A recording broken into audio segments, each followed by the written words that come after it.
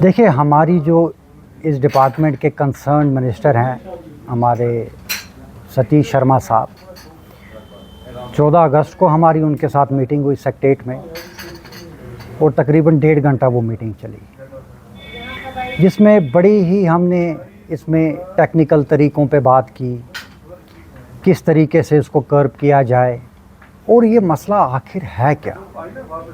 क्योंकि यहाँ पे कन्फ्यूजन भी हो चुका हुआ है। एक साइड से एक आवाज़ आ रही है, दूसरे साइड से कोई दूसरी आ रही है, तीसरे साइड से तीसरी आ रही है। हालांकि कल शायद हमारे जो हिलाल साहब हैं फूड डिपार्टमेंट के, उन्होंने ये भी क्लियर कर दिया कि नहीं, ये हलाल है, ये आप ऐसा मत समझिए कि ये कोई दूसरी चीज़ है, ये मीट जो है ये हलाल है। तो इसमें देखिए, हकीकतन इसमें दो चीज़ें आई हैं। एक पॉइंट है unlabelled unbranded frozen meet coming from outside, ठीक है जी, एक ये चीज़ है। एंड सेकंड पॉइंट इज़ आपका रॉटन मीट, ठीक है जी। ये दो अलग अलग चीज़ें हैं, ठीक है, और ये चीज़ें इन्हीं दो पे ही रिवॉल्व होती हैं।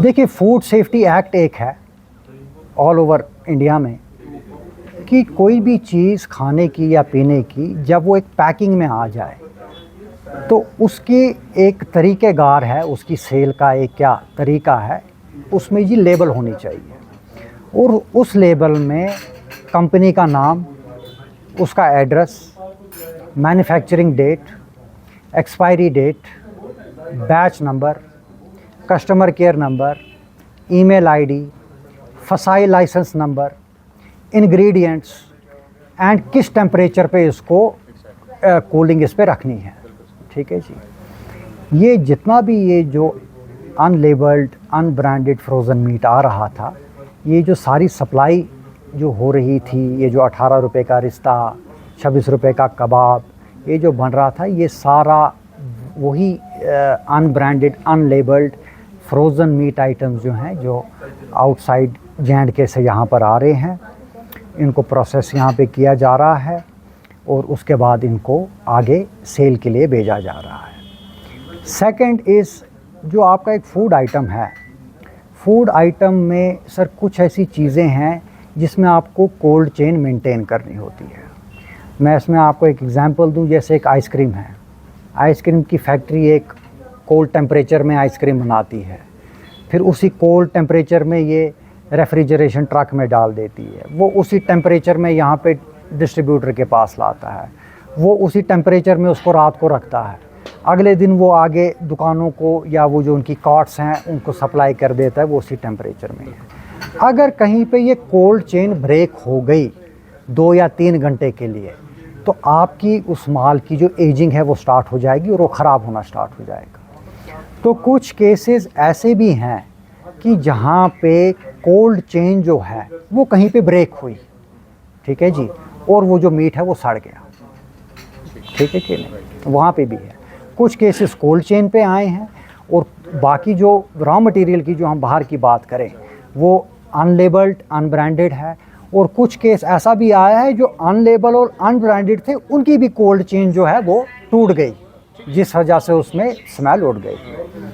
फिर जब हमारी मिनिस्टर साहब के साथ जो हमारी मीटिंग रही, मीटिंग में जनाब उन्होंने हमसे बोला भी कि आपके क्या हैं सजेशंस, क्या हैं, आपको क्या लगता है कि क्या तरीक़ेकार जो है इसमें अपनाया जाए। मैं कहा सर, इसमें वो कह रहे थे हम जी लैब सेट करेंगे, टेस्टिंग लैब्स होंगी, बाकी होंगी। मैं कहा सर देखिए, एक है लॉन्ग टर्म प्लान, एक है शॉर्ट टर्म प्लान। जो इमरजेंसी में बिल्कुल बिल्कुल, लॉन्ग टर्म प्लान में आपकी लैबें बनेंगी, फिर इक्विपमेंट आएगा, फिर टेस्टिंग होगी, वो कब एक्टिवेट होगा वो एक दीगर सवाल है। लेकिन आपको 2 चीज़ों को इमीडिएट तौर पे स्टार्ट कर देना है। मैं कहा पहली चीज़ ये है कि आप लखनपुर में एक तश्कील कर दें, एक कमेटी फूड डिपार्टमेंट की, कुछ अहलकार वहाँ पे खड़े कर दें, जो वहाँ पे हर रेफ्रिजरेटेड जो गाड़ी आ रही है उसको चेक करे कि उसके अंदर जो भी फ्रोज़न मीट या चिकन आ रहा है वो ब्रांडेड है, वो लेबल्ड है या नहीं है, ठीक है कि नहीं। अगर ये सप्लाई लखनपुर में रुक गई, ठीक है कि नहीं, तो सर आपको 90% आपका क्या काम हो गया, ठीक है जी, क्योंकि वहाँ से ये सप्लाई आएगी ही नहीं, ठीक है जी। ये जो गंदा मीट 160 रुपये केजी कहाँ से आ रहा है, ये किसका है, क्या है, मरा हुआ जानवर है, क्या है, वो अभी हमको पता नहीं है, उस पर हम कोई अपनी उससे बोल भी नहीं पाएंगे। तो लेकिन मैं आपको बताऊं कि अगर ये मीट वहाँ पर रुका दिया, क्योंकि ये जो मीट आ रहा है इसमें ये लेबल नहीं आ रहा है, ये आ रहा है समझो आप एक तरीके की स्मगलिंग की तरह, ये स्मगल हो रहा है और ये सिस्टम बड़ा सीक्रेसी में चल रहा है। जब ये अनलेबल्ड अनब्रांडेड लखनपुर में और काजीगुंड में जब इसकी चेकिंग हो, जब वहीं पे ये रुक जाएगा, तो जब हमारी इस तरीके की रॉ मटेरियल आएगी नहीं तो फिनिश प्रोडक्ट भी नहीं बनेगा, ठीक है कि नहीं। दूसरा सर हमने उनको बोला कि आप अवेयरनेस प्रोग्राम करें जिसमें जखारा भी है, हम भी आपका साथ देंगे।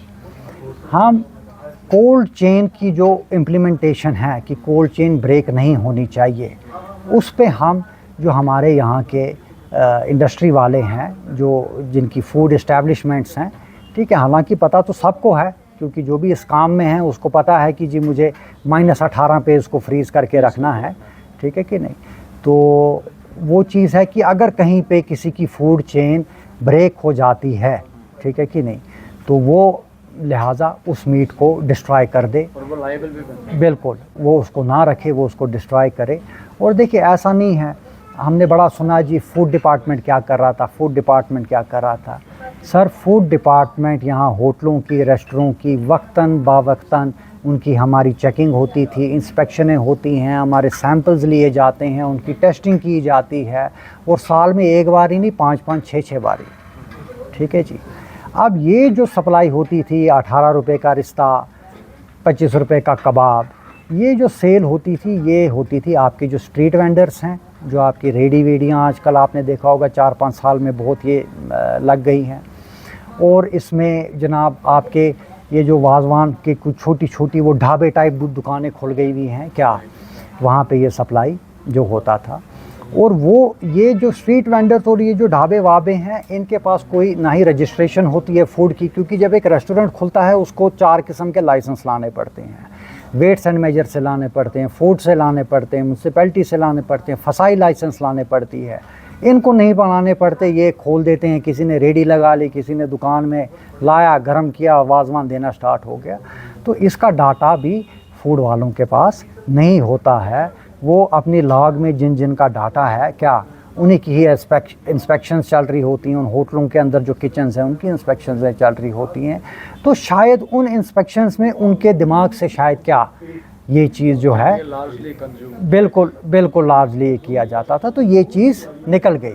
तो हमने उनको बोला कि ये जो हमारे ढाबे और ये जो स्ट्रीट वेंडर हैं और ये जो बाकी हैं जनाब, इनकी भी एक अलग डेटा आप इनका लें, ठीक है कि नहीं, क्योंकि इनको फसाई लाइसेंस और फूड मिल नहीं सकती, क्योंकि जिस तरीके की ये प्रैक्टिसेस हैं उसको तो फूड लाइसेंस मिलेगी नहीं। लेकिन इनकी भी वक्तन बावक्तन जो हैं इनकी सैम्पलिंग उठाएं और उस सैम्पलिंग की भी चेकिंग किया करें। इसके साथ एक बहुत बड़ा कंसर्न है, क्योंकि देखिए ये एक सेहत की बात है।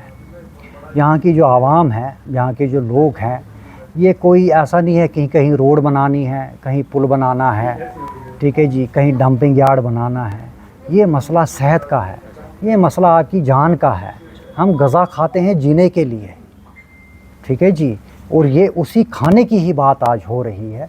तो ये लोगों में आज बहुत एक मेंटल एग्जाइटी है, एक ट्रस्ट फैक्टर उड़ गया है लोगों के दिमाग में। वो एक ही तराजू में ही सबको क्या तोल रहे हैं।